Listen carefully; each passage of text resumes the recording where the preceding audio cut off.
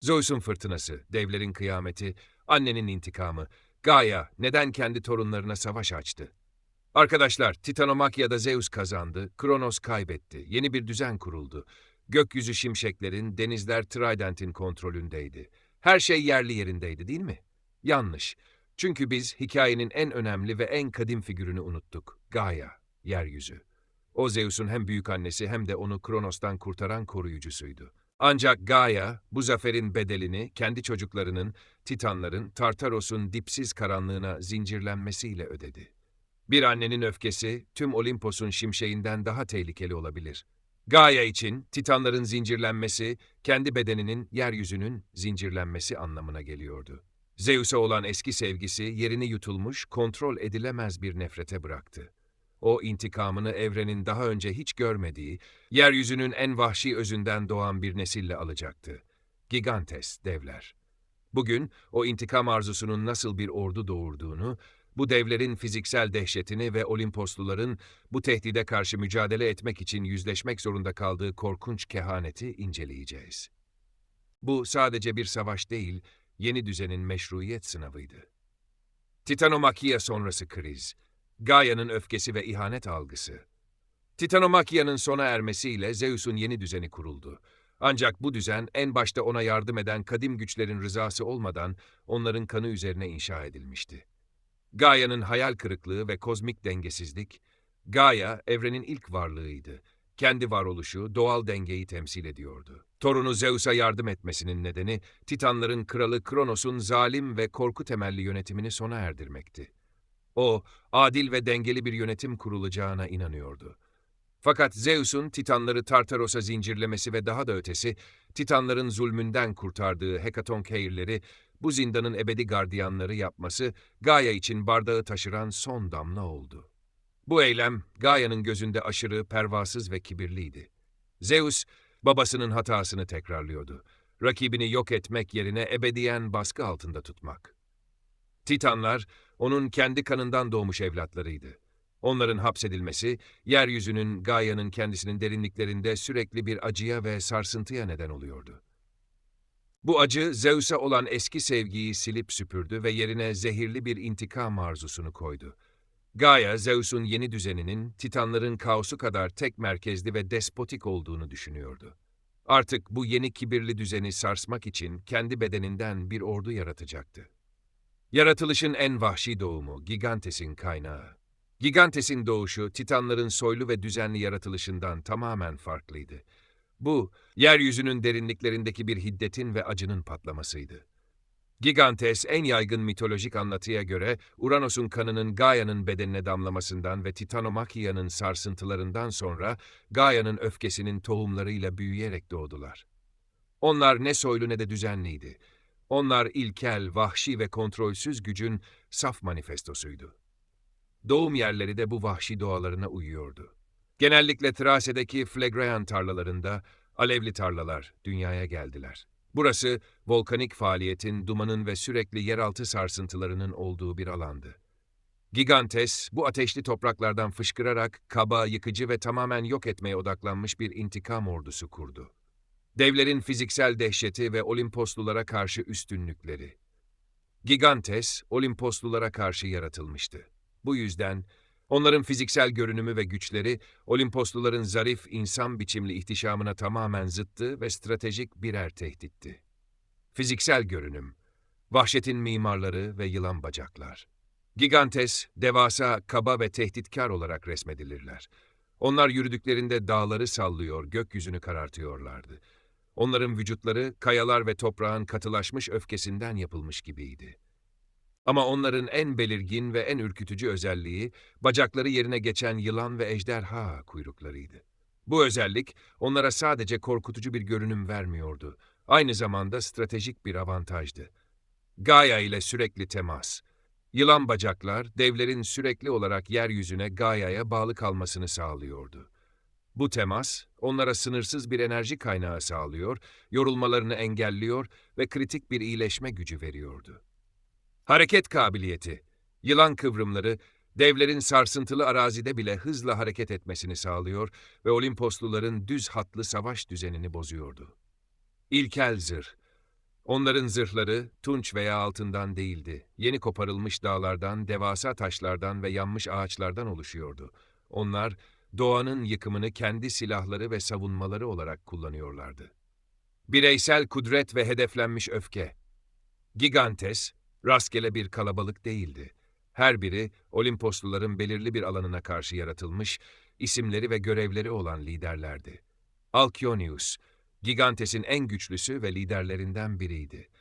Onun en büyük avantajı, Thrace'deki anavatanında kaldığı sürece ölümsüz olmasıydı. Bu, Olimposluların onu yenmek için coğrafi bir strateji bulmasını gerektiriyordu. Porfirion, gücü ve büyüklüğüyle Zeus'a denk olduğu söylenen bu dev, özellikle Hera'yı hedef alıyordu.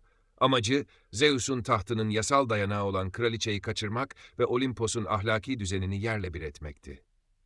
Enceladus, Athena'ya karşı savaşmak için yaratılmıştı. Hippolytus ise Hermes'e karşı. Her bir dev, özel bir Olimposlunun gücüne karşıt olarak yaratılmıştı. Bu devler ordusu, ilkel, acımasız ve tek odaklıydı. Olimpos'u devirmek ve Gaia'nın intikamını almak. Kaderin kaçınılmazlığı, yarı tanrı kehaneti ve Olimpos'un çaresizliği. Gigantes, Olimpos'a doğru ilerlerken, Olimposlular, Titanomakya'yı kazanmış olmanın verdiği özgüvenle karşılık vermeye hazırdılar. Ancak bu savaşın, Titanomakya'dan çok daha tehlikeli olduğunu gösteren korkunç bir kehanet ortaya çıktı.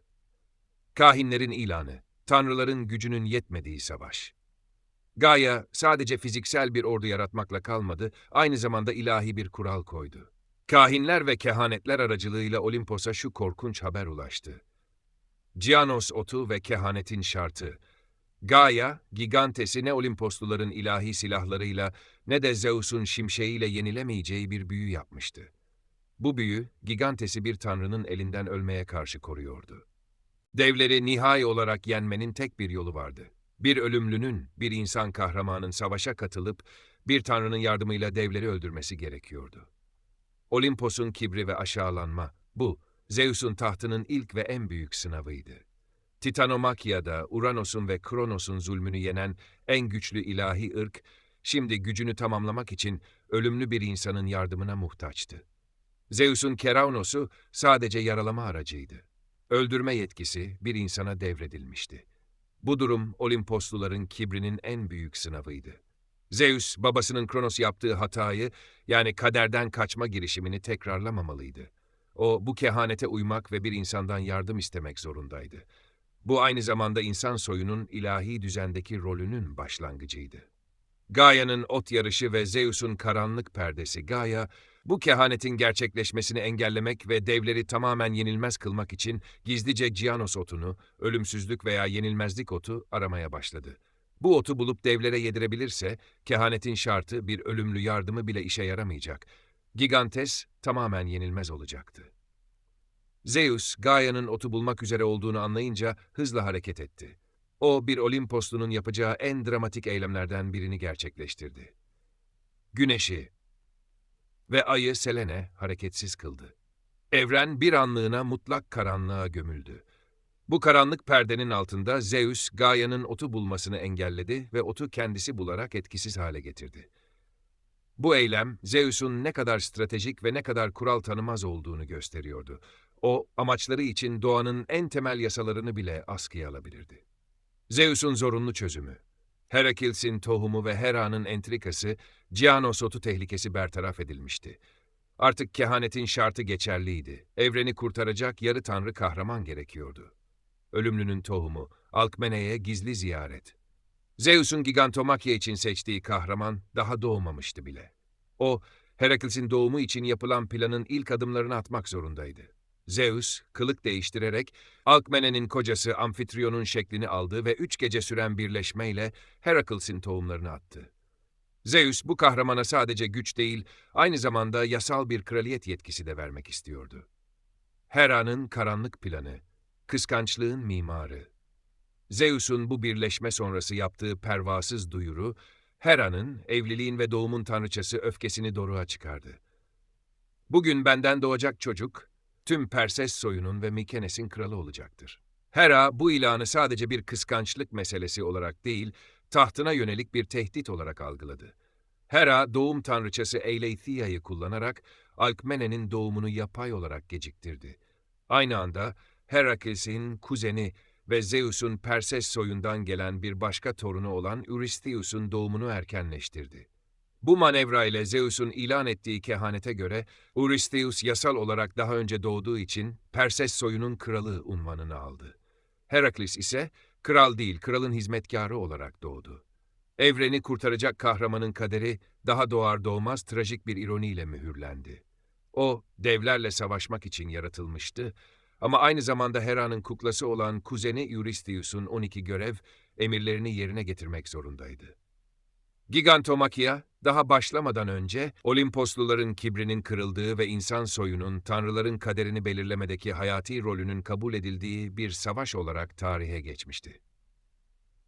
Zeus, tahtını korumak için kendi kurallarını esnetmek ve bir insandan yardım istemek zorunda kaldı. Gaia'nın oğullarını kurtarmak için Gigantes'i nasıl yarattığını, yılan bacaklı devlerin korkunç görünümünü ve Olimposluların bir ölümlü kahraman olmadan kazanamayacaklarını öngören kaderin kehanetiyle nasıl yüzleştiğini gördük. Bu Olimposluların en büyük kibrini bir kenara bırakıp bir ölümlüye muhtaç kaldığı ama o ölümlünün Herakles'in de Hera'nın entrikaları yüzünden henüz savaş alanında olmadığı dönemi anlatacak. Bu bölüm, savaşın en çaresiz ve en stratejik aşamasıdır. Ölümlü kahramanın yokluğu ve Phlegraean cehenneminde ilahi savunma. Sınırlı gücün çaresizliği. Bir tanrı düşmanını neden öldüremez?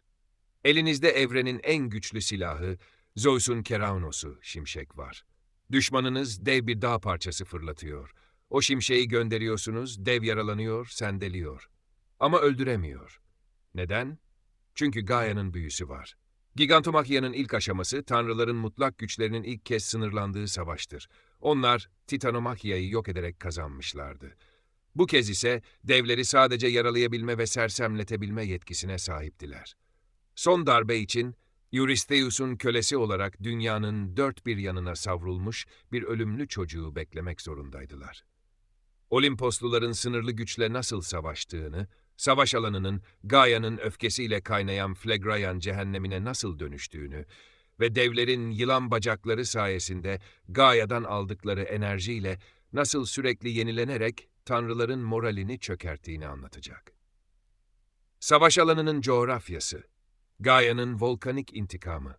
Savaş, Olimpos Dağı'nın ihtişamı ile Thrase'deki Phlegraean tarlalarının alevli tarlalar ilkel kaosu arasında gerçekleşti. Bu coğrafya sadece bir savaş alanı değil, aynı zamanda Gaia'nın yeryüzünün intikamının fiziksel bir manifestosuydu. Phlegraean tarlalarının dehşeti ve duyusal saldırı. Phlegraean tarlaları, adını aldığı gibi sürekli volkanik aktivite ve jeotermal buharla dolu, kararsız bir bölgeydi. Gaia, intikamını almak için rastgele bir yer seçmemişti. Burası, kendi bedeninin en kontrolsüz ve en ilkel elementlerini barındırıyordu.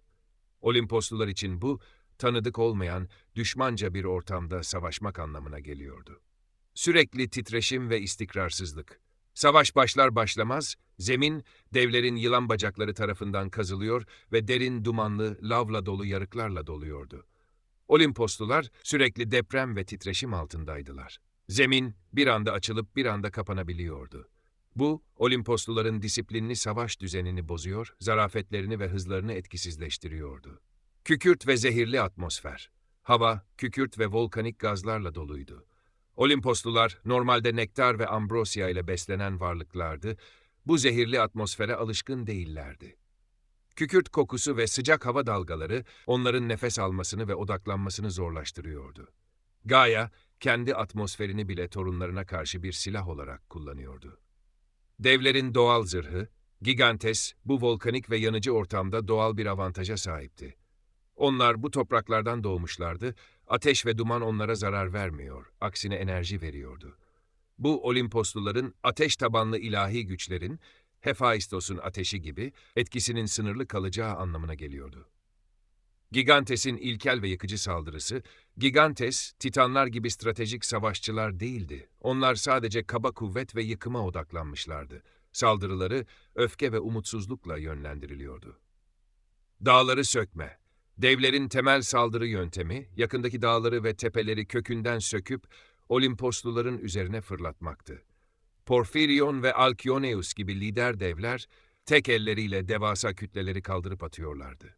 Bu, geleneksel bir ok veya mızrak saldırısı değil, coğrafi bir bombardımandı. Olimpos Dağı'nın zirvesi bile bu kaya yağmuru altında sürekli tehdit altındaydı. Görsel terör. Devler dağları yığarak Olimpos'a doğru devasa rampalar ve geçitler inşa ediyorlardı. Onların amacı sadece savaşmak değil, aynı zamanda Olimpos'un mimari ihtişamını yok etmek ve Zeus'un tahtını devasa bir taş yığını altına gömmekti. Bu, Olimposluların gözlerini diktikleri en büyük kabustu. Olimposluların kısıtlı savunma stratejisi, Herakles henüz yoktu. Olimposlular tek başlarına savaşıyorlardı, ancak ellerindeki en büyük koz, öldürme yetkisinden yoksundu. Bu durum, onların geleneksel savaş taktiklerini kökten değiştirmesini gerektirdi. Savaş, katliam değil, stratejik sersemletme üzerine kuruldu. Zeus'un ikilemi, sersemletme silahı olarak Keraunos Zeus, Titanomakya'daki gibi Keraunos'u şimşek serbest bıraktı. Ancak bu kez şimşeklerin amacı nihai yok etme değil, geçici olarak felç etme ve enerji tüketmeydi. Enerji tüketimi, Zeus şimşekleri devlerin göğsüne ve omuzlarına yönlendiriyordu. Bu, devleri yakıyor, yaralıyor ve onları sarsıyordu. Ancak Zeus son darbeyi vuramıyordu. Her şimşek devlerin Gaia'dan aldığı enerjiyi tüketmeye yarıyordu. Zeus şimşeği bir ceza aracı olmaktan çıkarıp stratejik bir enerji sömürme aracına dönüştürmüştü. Bu, Zeus'un ilahi gururunu inciten bir kısıtlamaydı. Yönlendirme ve bölme. Zeus, şimşekleri devasa kaya kütlelerine yönlendirerek devlerin fırlattığı mühimmatı havada buharlaştırıyordu. Bu, Titanomakya'dan farklı olarak savunmaya yönelik reaktif bir kullanım idi.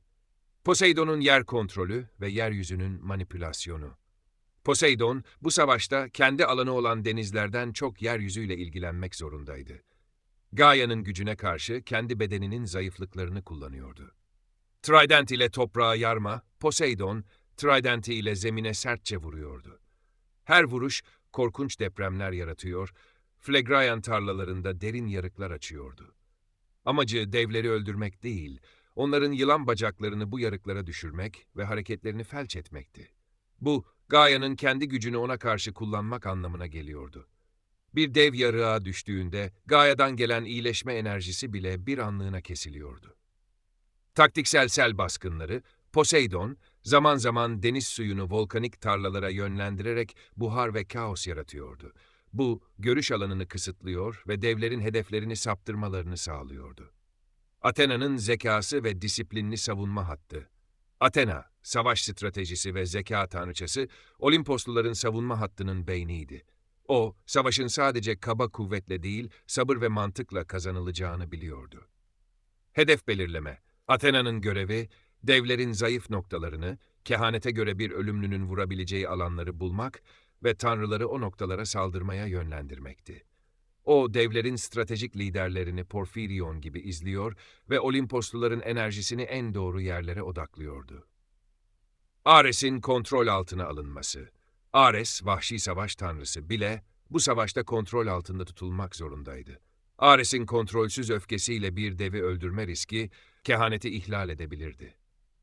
Athena, Ares'in gücünü ön hatlardaki kargaşayı artırmak ve devlerin dikkatini dağıtmak için kullanıyordu.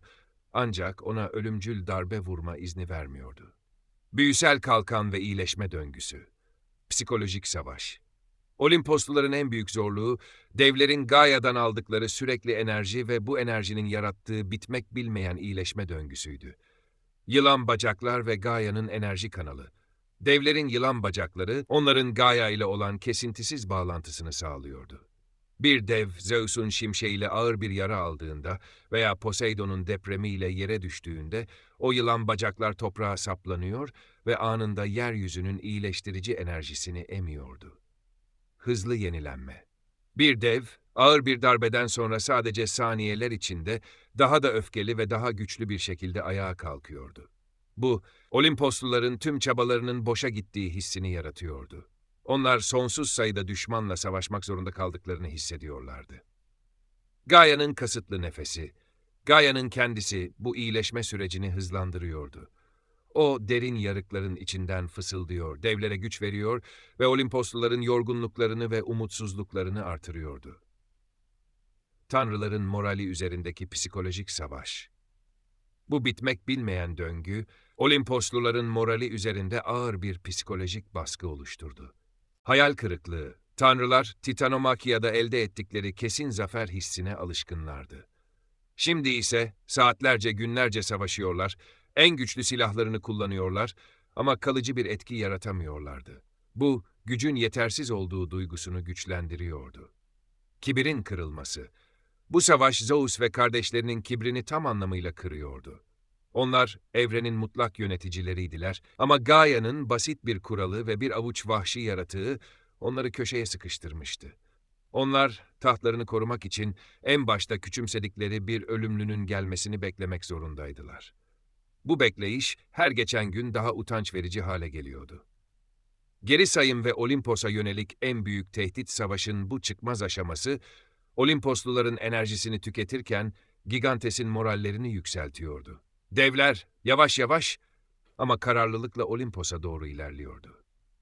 Hera'nın zaferi ve kahramanın gecikmesi, Gigantomakia devam ederken evrenin kurtarıcısı Herakles, annesinin Hera'nın entrikaları yüzünden Mykenes kralı Eurystheus'un kendi kuzeni alçakça emirlerini yerine getiriyordu. O, Nemea aslanını boğuyor, Lerna hidrasını öldürüyor ve diğer 12 görevini tamamlamakla meşguldü. Olimposluların çaresizliği.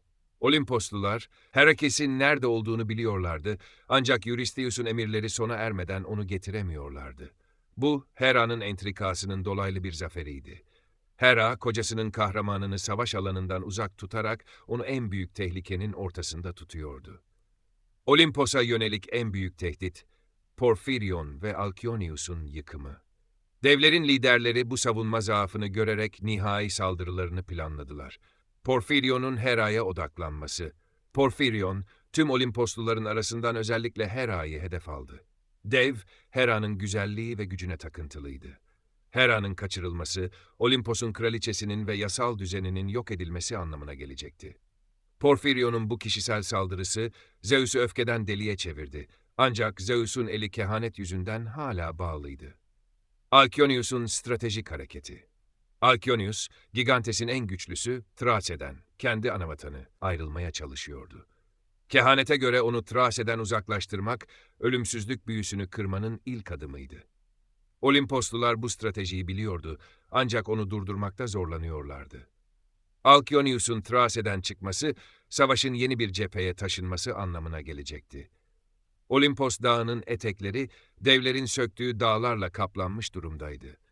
Olimposluların morali, Herakes'in ne zaman geleceği sorusunun belirsizliği altında eziliyordu. Savaşın kaderi artık bir ok atışına ve bir ölümlü kahramanın hızına bağlıydı.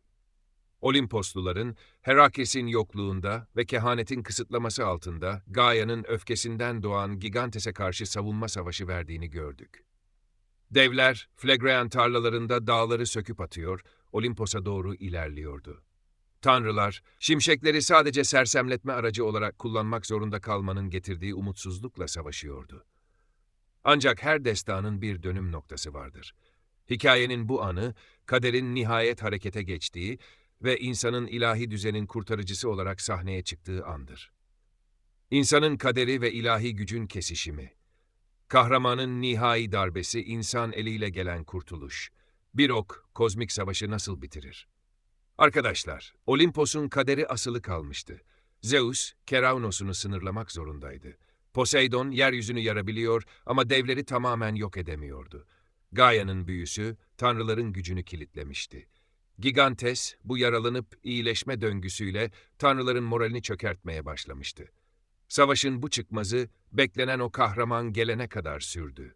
Ve o kahraman, altın zırhlar içinde değil, yırtıcı bir aslan postu ve kaba bir sopayla geldi. Herakes'in savaş alanına gelişi sadece fiziksel bir güç takviyesi değildi.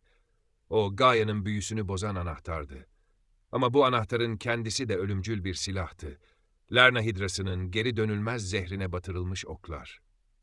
Bu bölümde, savaşın bir anda savunmadan amansız bir avlanmaya nasıl dönüştüğünü göreceğiz. Tanrılar, ilahi güçleriyle hedefi hazırlayacak, Herakles ise insan eliyle mühürleyecektir. Bu birebir mücadelelerin yaşandığı, coğrafyanın sonsuza dek değiştiği ve Olimpos'un egemenliğinin kesinleştiği epik bir tablodur. Kahramanın girişi, Herakles'in yılan zehrinin kaderi, Olimposluların savunma hattı, Porfiryon ve Alkyonius gibi lider devlerin saldırıları altında çökme noktasına gelmişti. Tam bu kritik anda Herakles sahneye çıktı. Herakles'in varlığı ve sembolizmi, Herakles, savaş alanına geldiğinde, diğer Olimposluların altın zırhları ve ilahi ihtişamları arasında aslan postu ve kaba sopasıyla dikkat çekiyordu. O Zeus'un oğlu olsa da tamamen ölümlüydü ve bu, Gaia'nın büyüsünün kısıtlamasına tabi olmadığı anlamına geliyordu. Onun varlığı devler için bir bilmece gibiydi. Bir tanrı değildi ama tanrısal bir güçle savaşıyordu. Olimpos'un kabulü, Herakles'in gelişi, Zeus'un ve diğer tanrıların kibirlerini tamamen bir kenara bıraktıklarını gösteriyordu. Onlar, tahtlarını korumak için bir ölümlüye ve aynı zamanda Hera'nın entrikaları yüzünden zorluklarla dolu bir hayata mahkum ettikleri kişiye güvenmek zorundaydılar. Bu, ilahi düzendeki hiyerarşinin anlık olarak tersine döndüğü anlamına geliyordu. Gizli silah. Herakles, kaba kuvvetini kullanırken Olimposluların ona hızla öğrettikleri temel strateji şuydu. Devi önce bir tanrı yaralayacak, sonra Herakles nihai darbeyi vuracaktı. Ancak bu darbe, sıradan bir silahla değil, özel bir mühürle vurulmalıydı. Hydra zehrinin geri dönülmez mührü, Herakles'in bu savaştaki en önemli silahı oklarıydı. Bu oklar basit değildi. Onlar Herakles'in daha önceki görevlerinden biri olan Lerna hidrasının çok başlı yılan, ölümcül, geri döndürülemez zehrine batırılmıştı. Zehirli kirlenme. Bu zehir o kadar güçlüydü ki temas ettiği her şeyi sonsuza dek yakıyor ve Gaia'nın iyileştirici enerjisini bile bozuyordu. Bir devi, Hydra zehrine batırılmış bir okla vurmak, Gaia'nın yenilmezlik büyüsüne vurulan ilk, en kritik darbeydi. Zehir, yeryüzünün enerjisine karışıyor ve iyileşme döngüsünü kalıcı olarak kesiyordu. Bu, devlerin bir daha asla toparlanamayacağı, kirlenmiş bir ölüm getiriyordu. Herakles'in girişiyle savaşın stratejisi anında savunmadan amansız, koordineli bir saldırıya dönüştü. Birebir mücadeleler, tanrısal darbe ve ölümlü mühür. Gigantomakia'nın en dramatik ve en önemli anları, tanrılar ve devler arasındaki birebir mücadelelerde yaşandı. Her mücadele, Gaia'nın büyüsünün nasıl bozulacağını ve coğrafyanın nasıl değişeceğini gösteren birer destandı. Zeus vs. Porfiryon, kibrin cezalandırılması. Gigantes'in liderlerinden Porfiryon, Zeus'un tahtına tırmanmış ve özellikle Hera'yı hedef almıştı. Porfiryon'un Hera'ya olan bu saplantısı Zeus'u öfkeden deliye çevirdi. Tanrısal çaresizlik. Porfiryon Hera'ya saldırmak üzereyken Zeus şimşeğini devin göğsüne gönderdi. Şimşek Porfiryon'u sarsıp yaraladı ama dev sadece sendeledi ve Gaia'dan enerji alarak iyileşmeye başladı. Müdahale ve final darbesi. Tam bu anda Zeus'un dikkatini dağıttığı Porfiryon, Herakles'in hedefi oldu. Herakles, Hidra zehrine batırılmış okunu büyük bir güçle devin kalbine gönderdi. Ok, devin vücuduna saplandığında zehir anında yayılmaya başladı. Porfiryon, ne ilahi ne de insan bir güç tarafından alt edilmenin şokuyla, can çekişerek yere yığıldı, bir daha Gaia'dan beslenemeyecek şekilde mühürlendi. Bu Olimposluların kazandığı ilk ve en kritik zaferdi. Poseidon vesaire. Polybes, adaların kaderi. Dev Polybotes, Gigantes'in en denizci olanıydı ve denizleri tehdit ediyordu. Poseidon, onunla yüzleşmek için kendi alanı olan denizden çıktı. Denizden karaya sürgün. Poseidon, tridenti ile devasa sarsıntılar yaratarak Polybotes'i denizden uzaklaştırmaya ve kendi ana vatanı olan Kos adasına doğru itmeye çalıştı. Poseidon, bir devi kendi alanından uzaklaştırarak Gaia'nın iyileştirici gücünü azaltmayı hedefliyordu. Adanın fırlatılması. Polybotes, Kos adasına ulaştığında Poseidon tridenti ile adanın devasa bir parçasını kökünden kopardı. Bu sadece bir kaya fırlatma eylemi değildi, bu coğrafyanın yıkımıydı. Poseidon, kopardığı bu ada parçasını, bazı mitlerde Nisiros, büyük bir kuvvetle Polybotes'in üzerine fırlattı. Dev, devasa kütlenin altında ezildi. İnsan mührü. Polybotes, ada altında ezilmiş ve hareket edemez durumdayken, Herakles olay yerine ulaştı ve son Hydra okunu devin yaralı vücuduna sapladı. Polybotes o anda Nisiros adasının altında sonsuza dek hapsoldu. Bu, volkanik bir adanın oluşum mitini de beraberinde getirdi. Polibotes'in nefesi adanın altından çıkan volkanik buharlar olarak anlatılacaktı. Athena vs Enceladus, zekanın zaferi ve Etna'nın doğuşu. Dev Enceladus, özellikle Athena'nın gücüne karşı yaratılmıştı ve kibirli, meydan okuyucu bir duruş sergiliyordu. Zeka ve fiziksel üstünlük. Athena, Enceladus'un kaba kuvvetine karşı zekasını ve çevikliğini kullandı.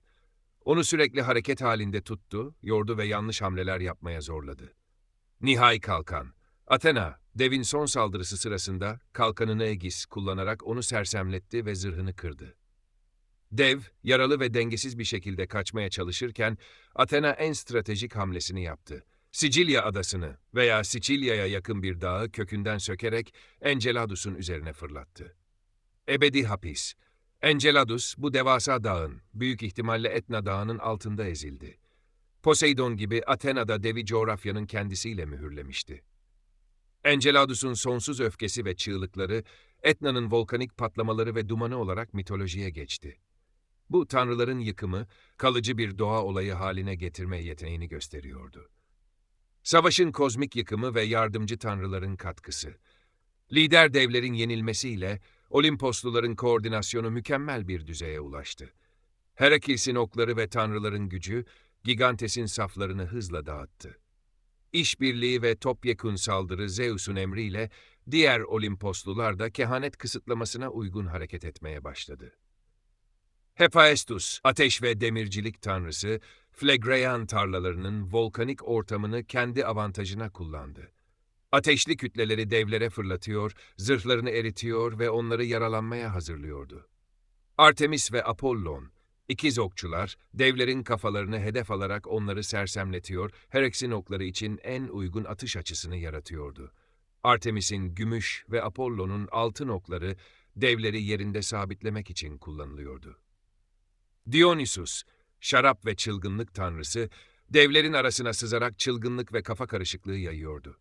Devler bazen kendi yoldaşlarına saldırıyor, kargaşa içinde kalıyorlardı.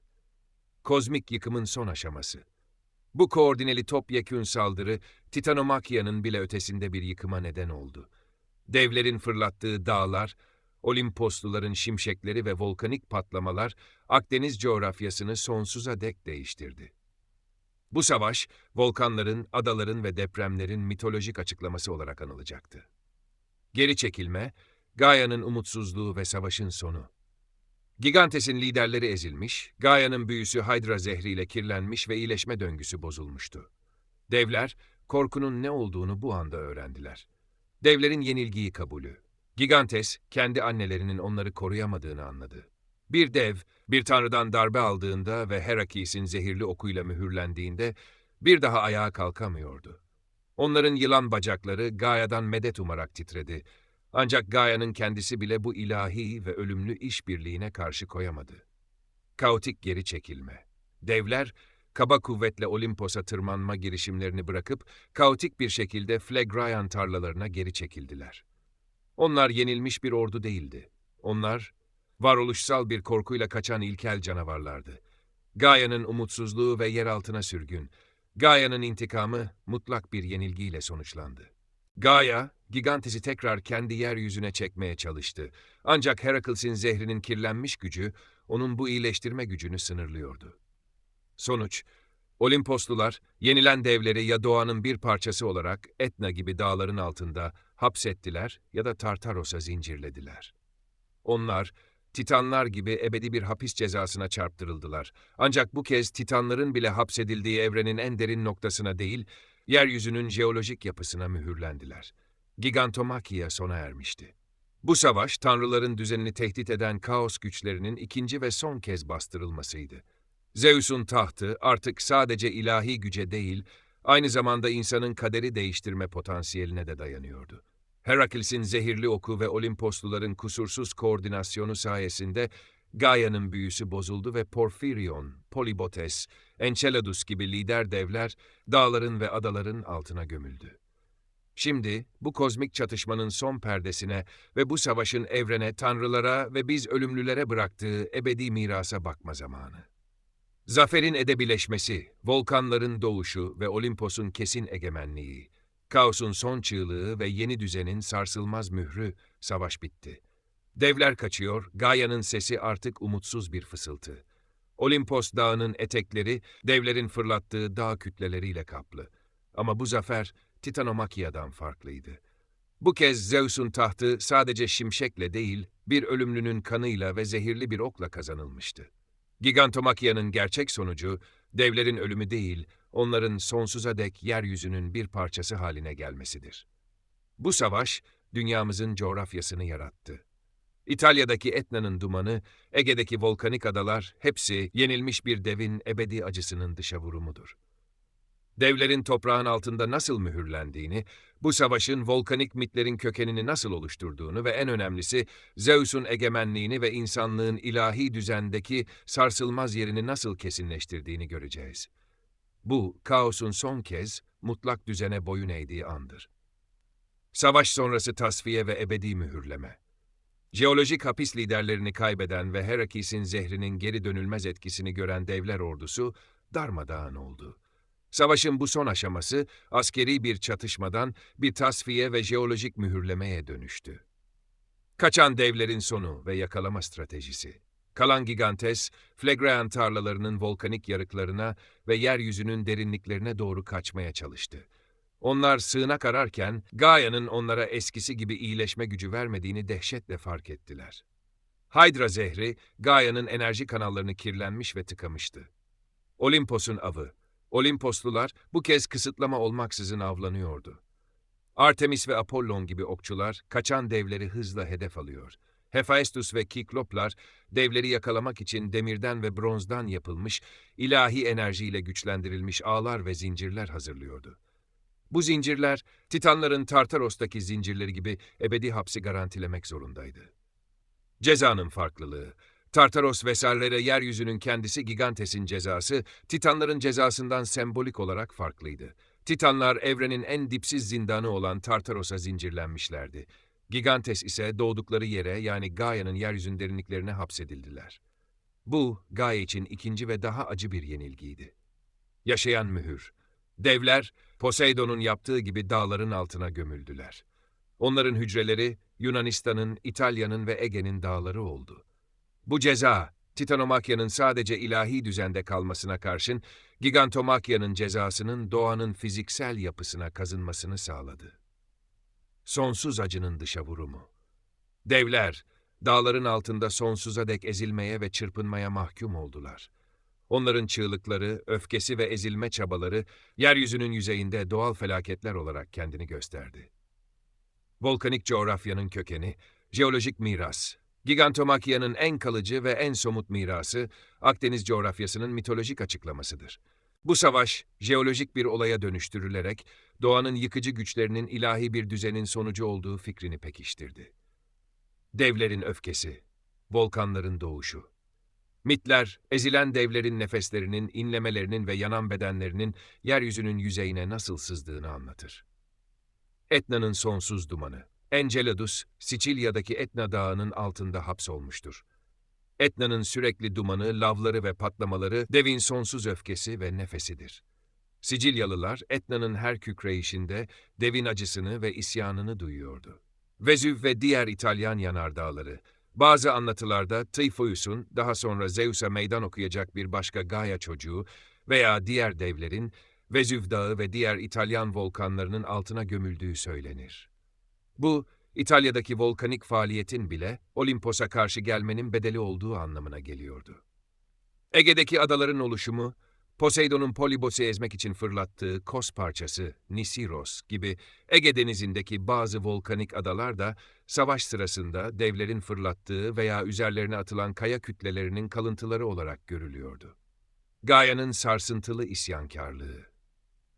Devlerin yeryüzünün altında sürekli çırpınması ve hapsolması Gaia'nın, yeryüzünün sürekli bir acı çekmesine neden oluyordu. Depremlerin açıklaması. Bu çırpınmalar ve hareketler, yeryüzünün yüzeyinde depremler olarak hissediliyordu. Depremler sadece jeolojik olaylar değil, aynı zamanda yenilmiş kaotik güçlerin son çırpınışları ve Gaia'nın tahtına karşı isyanının bitmeyen fısıltılarıydı. Olimposlular bu yolla doğal felaketleri bile kendi düzenlerinin sarsılmazlığının bir kanıtı haline getirdiler. Yeni düzenin meşruiyeti ve insanlığın yeri. Herakles'in mirası, Gigantomakya'nın asıl önemi, Zeus'un tahtının meşruiyetini Titanomakya'dan sonra kesin olarak mühürlemesidir. Bu, Titanlara karşı kazanılan zaferden daha derin bir zaferdi. Olimpos'un tartışılmaz egemenliği, Zeus bu savaşla tüm kozmik tehditleri bertaraf ettiğini kanıtladı. Önceki kuşak, babası Kronos'u ve Titanları devirdi. İlkel kaos, annesi Gaia'nın ve yeryüzünün en ilkel, en vahşi gücünü, Gigantes, yendi. Kozmik düzen, Zeus, Titanomakya ile evrene kural koymuştu. Gigantomakya ile bu kuralın ebedi ve sarsılmaz olduğunu kanıtladı. Olimposluların gücü artık tartışılamazdı. İnsanın kahramanlığı ve ilahi plana dahil edilmesi, savaşın en büyük paradoksu ve mirası Herakles'in rolüydü. Kehanet bir ölümlünün gerekliliğini ilan etmişti.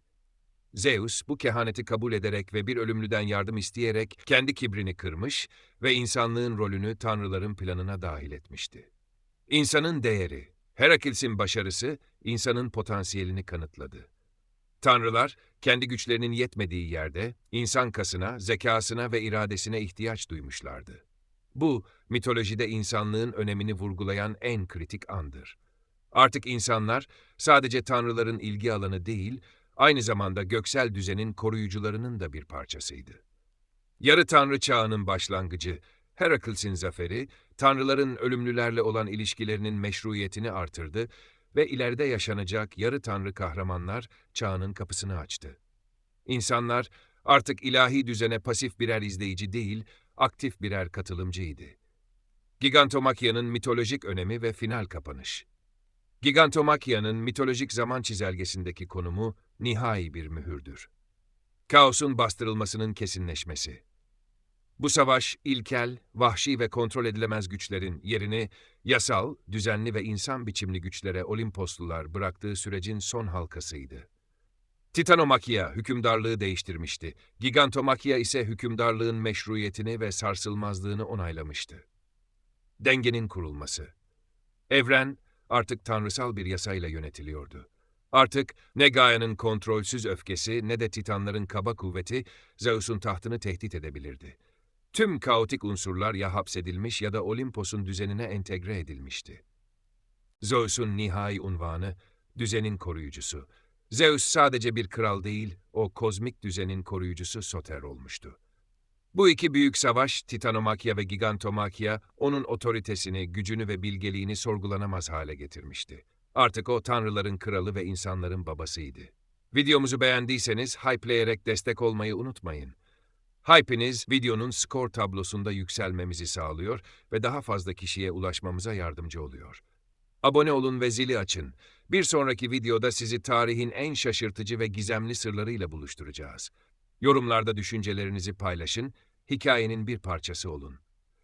Aylak Akademi'de tarih, mitoloji ve gizem her zaman heyecanla devam ediyor. Hype'inizi bırakın, tabloyu sallayın ve bizimle kalın. Unutmayın, aylaklık, zihni özgür bırakmaktır.